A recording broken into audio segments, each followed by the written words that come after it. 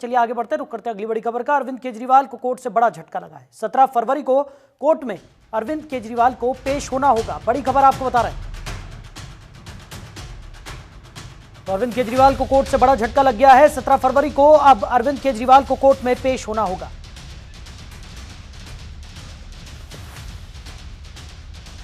बड़ी खबर आपको बता रहे हैं।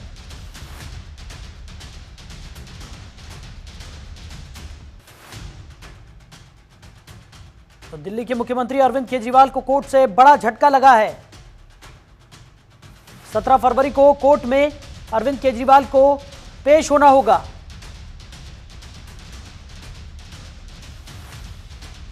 कोर्ट की तरफ से अरविंद केजरीवाल को यह आदेश दिए गए हैं।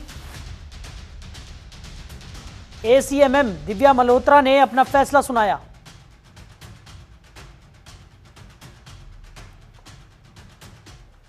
खबर पर ज्यादा जानकारी के साथ हमारे सहयोगी अली हमारे साथ जुड़ गए। अली, क्या कुछ निकलकर सामने आ रहा है? केजरीवाल को बड़ा झटका कोर्ट से लग गया है। ईडी के सवालों के जवाब नहीं दिए, पूछताछ की प्रक्रिया में शामिल नहीं हुए। इसके बाद ईडी ने राउजबनी कोर्ट यानी एमपी एमएलए कोर्ट का रुख किया और आज वहां से फैसला ये आया है कि अब 17 फरवरी को अरविंद केजरीवाल को पेश होना होगा।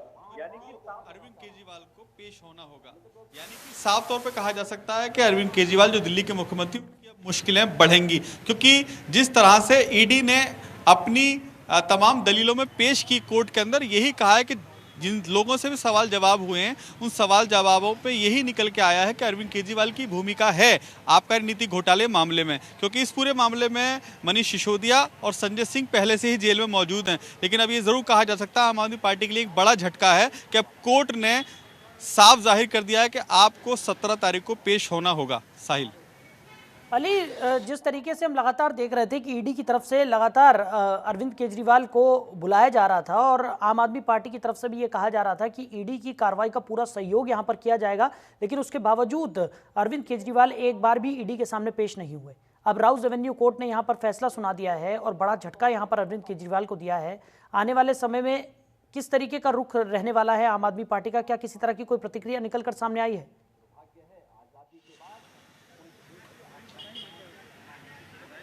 देखिए, बिल्कुल साफ तौर पर अगर देखा जाए तो आबकारी नीति घोटाले मामले में, जिसमें मनीष सिसोदिया पहले से जेल में बंद हैं और संजय सिंह जेल में मौजूद हैं, लगातार ईडी की तरफ से 5 सम्मन भेजे गए थे, जिसमें कहा गया था कि आप पूछताछ में शामिल हो जाइए। लेकिन जो राउजबनी कोर्ट में बहस हुई, बहस के दौरान भी जो अरविंद केजरीवाल के वकील थे, उन्होंने कहा कि बेवजह परेशान करने की नीयत से ही अरविंद केजरीवाल को शामिल किया जा रहा है, जबकि उनका कोई दोष नहीं है। लेकिन ईडी ने जब अपनी दलील पेश की न्यायाधीश के सामने, तो साफ तौर पर कहा कि इस पूरे मामले में जो लेन देन निकल के आ रहा है वो लास्ट कड़ी अरविंद केजरीवाल ही हैं, क्योंकि उनके सामने ही तमाम बड़े शराब कारोबारियों से डील हुई थी आबकारी नीति घोटाले मामले में। तो ये जरूर कहा जा सकता है, जिस तरह से आज कोर्ट ने अपना रुख साफ किया है कि अब अरविंद केजरीवाल जो दिल्ली के मुख्यमंत्री हैं, उन्हें 17 फरवरी को पेश होना होगा और ईडी के तमाम सवालों के जवाब देने होंगे। बिल्कुल अली, और अब तो जिस तरीके से कोर्ट ने फैसला सुना दिया है, इसके बाद आम आदमी पार्टी को अब एक बड़ा झटका यहां पर लग गया है और अरविंद केजरीवाल को अब ईडी के सामने पेश होना ही होगा और तमाम उन सवालों का सामना भी करना होगा जो ईडी ने तैयार कर रखे हैं, क्योंकि काफी लंबा समय बीत चुका है। ईडी लगातार कोशिशों में जुटी हुई थी कि अरविंद केजरीवाल से पूछताछ होगी, लेकिन अब तक वो पूछताछ हो नहीं पाई है।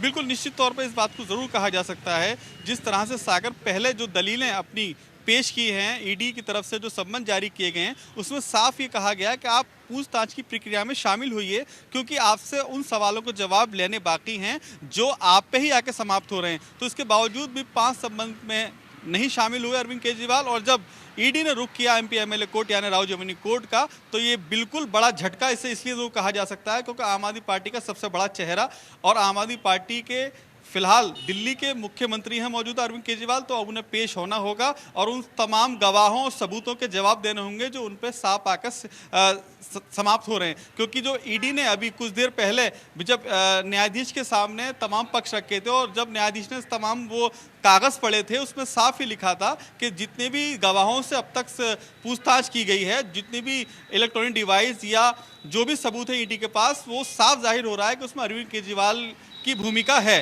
और वो क्यों शामिल नहीं हो रहे उस प्रक्रिया में जो कि पूछताछ की है। तो अब ये जरूर कहा जा सकता है कि आम आदमी पार्टी के लिए एक बड़ा झटका है आज का।